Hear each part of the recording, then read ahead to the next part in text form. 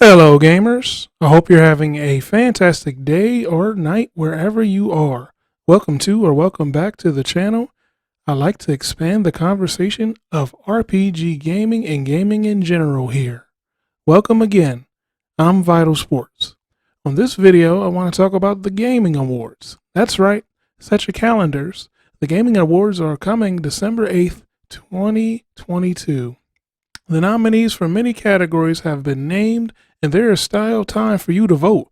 So go vote at thegamingawards.com. I'm not going to cover all the categories, but I want to name some of the games that I enjoyed on the RPG gaming genre this year using some of the categories that the Gaming Awards are using. I'm also going to put the tweets of the Gaming Award nominees so we can compare. The games are the games that I've played personally this year that I enjoyed. I know we all have different lists. These are mine. The first I want to speak on is the Best Action Adventure. These are the Gaming Award nominees. And these are my top 5 nominees for the games that I played this year. 1. Shifu. 2. Gotham Knights. 3. Final Fantasy Stranger in Paradise. 4. Star Ocean, The Divine Force. And 5. Xenoblade Chronicles 3. Now some more background on Shifu.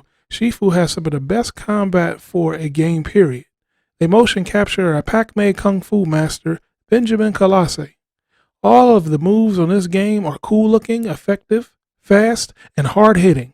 Every scene pulls you in looking for more. You just can't button mash either. You have to dodge and block and counter accordingly. Gotham Knights is my number 2 because 1, the game is great overall. 2, combat is fast, fluid, cool looking, and pulls off styles of a variety of heroes. Robin's bow staff mastery is my favorite, with Batgirl being the second favorite with her tonfa, computer skills, and stealth. The game's map really comes alive in Gotham City with plenty of crime to stop, and you can team up with a friend. Also, there's a new mode coming that 4 players can play. Final Fantasy Strangers in Paradise is 3rd on my list. Team Ninja did a good job with this game's combat. You play as many classes and you have a lot to choose from, all with different strengths and weaknesses. The game also has loot, so you can make a character build, which is always fun. Character builds gets gamers invested and can spend hours on. Once again, another game you can team up with friends and create havoc with. My 4th entry is Star Ocean: The Divine Force. The fact that you can make a customized combo chain with attacks that you unlock makes this game fun, stylish, and to get into. You feel accomplished when your combo chains work. The fact that you can make at least 3 combo chains, have character builds, also make this game a strong contender for Best Action Game. Star Ocean: The Divine Force really made a good comeback for the series. Check out the demo if you haven't bought this game yet. Number 5 goes to Xenoblade Chronicles 3. Strictly speaking on action combat now, the battle system has auto attack. What you do is line up the character in the direction you want them to go and the computer attacks for you. There's nothing wrong with that for me, but strictly speaking, the action player, or I should say the action games, the player does the least out of all the games that I mentioned. Now, still, the combat system is great because of all the things you have to manage. Without auto attack, it would be difficult to manage spacing, arts, health, status, and environment for the game that it is. Strictly speaking, action, because this game comes up on 3 more award lists and categories from me.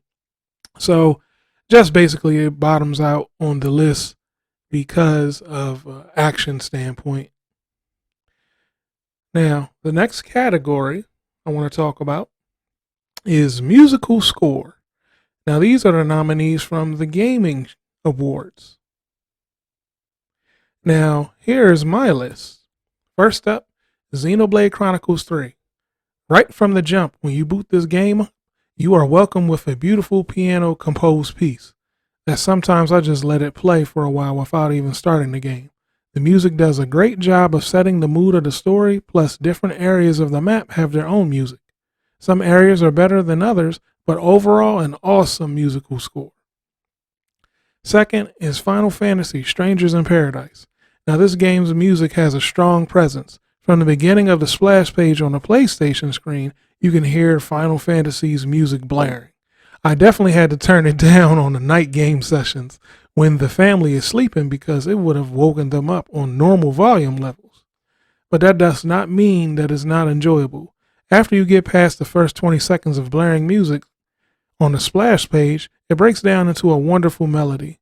The in-game music is even better with great battle themes. The music follows the emotions of the story as well as boss battles. The marching tones of the battle menu is not bad either. Third on my list is Triangle Strategy. Not only does this game have really good music, it has really good voice actors. Normally this would be second on my list, but I enjoy Xenoblade Chronicles 3 and Final Fantasy more. That doesn't mean that the music isn't great though. Just my personal preference. Now, having said that, great battle themes and story plot music litter this game. Another wonderful soundtrack to listen to. Now, honestly, I can't think of two more for this category out of the games that I played this year, because some have some memorable tracks, but not an overall good musical soundtrack like the games that I mentioned. But one of the music soundtracks that I always love forever is Persona 5. That is one of my favorites of all time. The next category is very hard for me because it is the best RPG. Now, here is the category or the nominees for the Game Awards. Now, here's mine. Number 1, Xenoblade Chronicles 3. Great characters, length of story, side quests, missions, character builds, music, and combat. This tops my best RPG list of this year.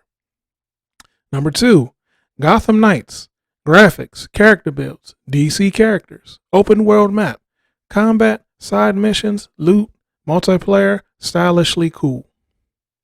Number 3, Final Fantasy Stranger of Paradise. Combat, music, loot, character builds, multiplayer, music, and story. Number 4, Triangle Strategy. Story, music, combat, tactics, follow-up attacks, characters, and classes. Number 5, Star Ocean of Divine Force. Character builds, combat, story, characters, combat, combo customization, and graphics. That is my top 5 for the best RPG. Now, this category is hard to mention without an honorable mention because RPG is my favorite genre, so it's hard to limit to a top 5. My honorable mention for this category is the DioField Chronicle. For this game, it's the combat, the characters, and the story. Next up on the categories is the game's best direction. This is kind of defined, I guess, by innovation. So here are the nominees for the Gaming Awards. Now here's mine. Number 1, DioField Chronicle. The combat makes the game unique with the combo of strategy and real-time combat. Number 2, Xenoblade Chronicles 3. 7 characters battling at once with multiple enemies, and you can switch to any of your party members to strategize the flow of combat. Number 3, Sifu. Awesome combat, great motion capture, stylish moves, fun to play and pull off a string of combos. Now, that's it for me in this category as well. Not many games this year for me on the RPG genre that is going in an innovative direction, I should say.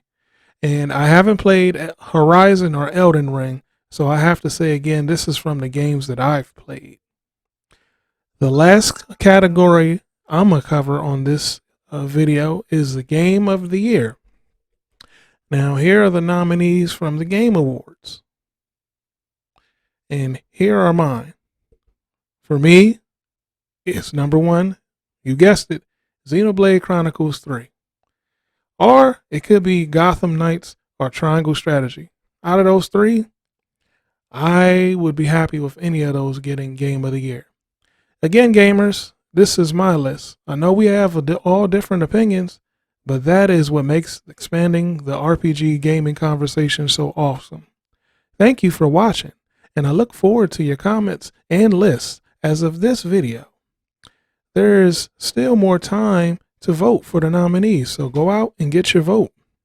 My nominees don't match up with the Game Awards, well, at least not everyone, but some of my picks are in there.